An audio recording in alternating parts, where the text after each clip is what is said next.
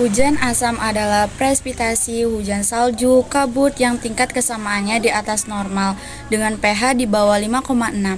Fenomena ini terjadi akibat polutan seperti sulfur dioksida dan nitrogen oksida dari pembakaran bahan bakar fosil dan aktivitas industri yang bereaksi dengan air di atmosfer membentuk asam sulfat dan asam nitrat. Penyebab hujan asam adalah kegiatan manusia, terutama pembakaran bahan bakar fosil di pembangkitan listrik, industri, dan kendaraan bermotor yang melepaskan gas sulfur dioksida dan nitrogen oksida ke atmosfer. Gas-gas ini kemudian bereaksi dengan air, oksigen, dan zat kimia dan membentuk asam sulfat dan asam nitrat yang turun ke bumi sebagai hujan asam. Meskipun ada penyebab alami seperti letusan gunung berapi, aktivitas manusia menjadi sumber utama terbentuknya hujan asam. Gas polutan seperti sulfur dioksida dan nitrogen oksida dilepaskan ke atmosfer melalui aktivitas industri, kendaraan bermotor, dan pembakaran bahan bakar fosil.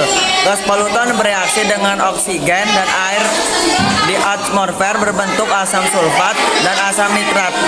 Awan berbentuk ketika uap air di atmosfer mengembun dan bergabung dengan asam sulfat dan asam nitrat, kemudian turun ke bumi sebagai hujan asam. Hujan asam dapat memiliki dampak negatif yang signifikan terhadap lingkungan, kesehatan manusia, dan infrastruktur. Berikut beberapa dampak dari hujan asam. Dampak lingkungan. 1. Kerusakan hutan. Hutan asam dapat merusak pohon dan tanaman, menyebabkan kematian hutan dan mengurangi biodiversitas. 2. Pengasaman danau dan sungai. Hujan asam dapat meningkatkan keasaman danau dan sungai, membuat air tidak layak untuk diminum dan mengancam kehidupan akuatik. 3. Kerusakan tanah.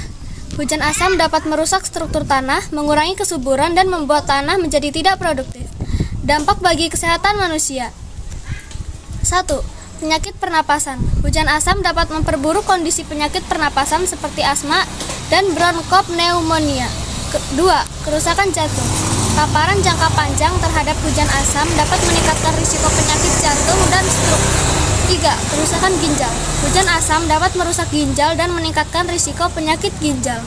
Dampak bagi infrastruktur. 1. Korosi. Hujan asam dapat merusak bangunan, jembatan, dan infrastruktur lainnya, menyebabkan korosi dan kerusakan. 2. Kerusakan jalan. Hujan asam dapat merusak jalan dan membuat jalan menjadi licin, meningkatkan risiko kecelakaan. 3. Kerusakan bangunan. Hujan asam dapat merusak bangunan termasuk rumah, sekolah, dan fasilitas lainnya. Dampak bagi ekonomi. 1. Kerugian ekonomi. Hujan asam dapat menyebabkan kerugian ekonomi yang signifikan, terutama dalam industri pertanian dan perikanan. 2. Biaya kesehatan. Hujan asam dapat meningkatkan biaya kesehatan dan biaya pengobatan. 3. Kerusakan infrastruktur. Hujan asam dapat menyebabkan kerusakan infrastruktur, memerlukan biaya perbaikan yang signifikan. Upaya pencegah. 1. Mengurangi emisi gas SO2 dan NOx. 2. Beralih ke energi bersih. 3. Penghijauan dan rehabilitasi. 4. Pengelolaan transportasi. 5. Penggunaan teknologi ramah lingkungan. 6. Kebijakan dan peraturan pemerintah. 7. Edukasi dan kesadaran masyarakat.